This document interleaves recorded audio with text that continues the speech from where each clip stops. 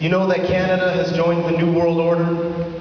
You'll need a passport and a retinal skin so you can cross the border. We train our troops in the snow, send them to war in the sand. Little lapdogs doing the dirty work of Uncle Sam. Support the troops! Yes, let's have a draft.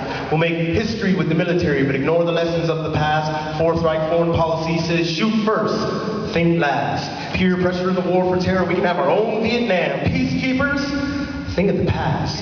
Rwanda, Congo, Sudan, don't make me laugh. You know, we're following the master plan. We are following the master plan. Like, where exactly are the JTF-2, Canada's Special Forces Counterterrorism Unit? We use attack helicopters and top secret troops to shoot black people in the back, and then they cover up the truth. Jean-Bertrand Aristide, je m'excuse. Sorry, my tax dollars were used to fund a military coup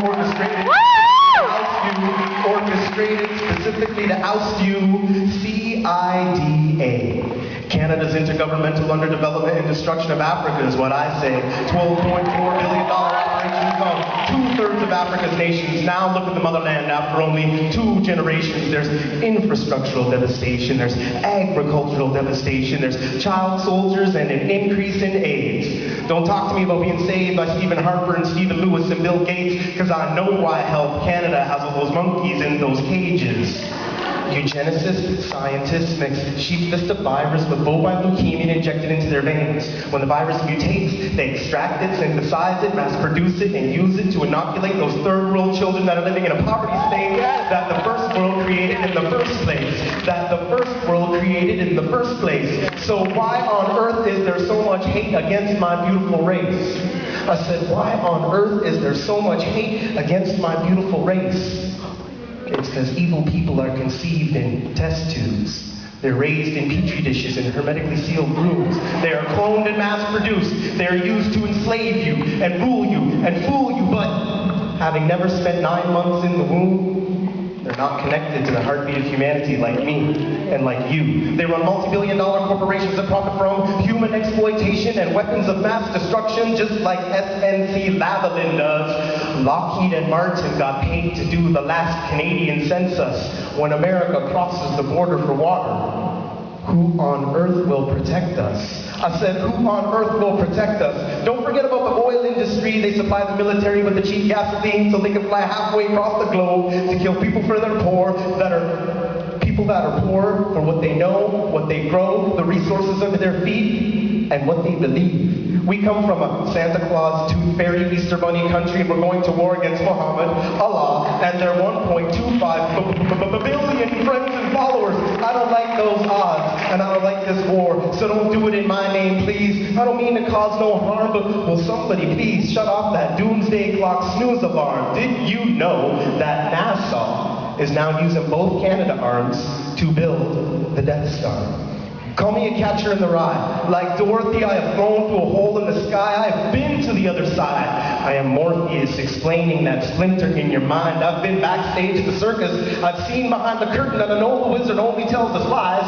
Minister, prime sinister, has to wear makeup and mascara to hide his beady little eyes, has to practice making smiles to hide his evil desires. It's not a joke. I use the rituals of smoke to make tears to cleanse my third eye. Every day I read, write, meditate, pray, burn the chalice, and I seek the Most High. I plant my poetry seeds in the ground, and I watch those trees touch the sky. And because I'm descended from the divine from time to time, I can read minds. I usually have beautiful dreams inside my eyes, but lately my thoughts have been disrupted by those wicked minds that have evil thoughts inside their insides.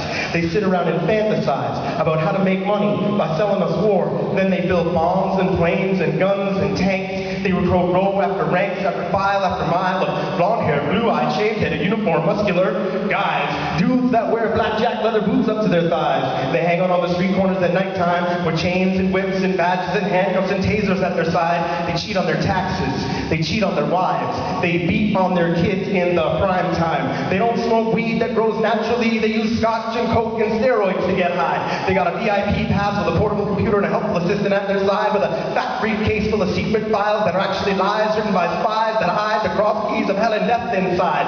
Black suit, blaze suit, blue suit, button-down shirt, red, white, blue tie. I've seen these guys with my own naked eyes, and I tell no lies, and I surmise that they are evil in its worst disguise. They are evil in its worst disguise. Call me a mad poet.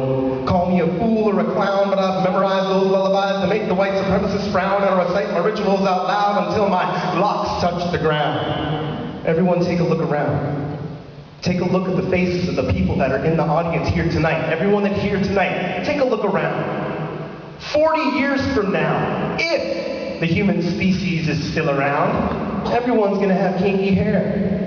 Everyone's skin is going to be black and brown, and there's not going to be anything except for inbred cartoon characters whose eyes are completely round. They say the beautiful are not yet born, but when I look around at the faces of the babies in the strollers in my town, the children who will unify humanity are already here and now. So the nonsense of supremacists and Babylon's bombs will be drowned out by the laughter of the beautiful children and the cheers from the poetry crowds, by the laughter of the beautiful children and the cheers from the poetry crowds, by the laughter of the beautiful children and the cheers from the poetry crowds.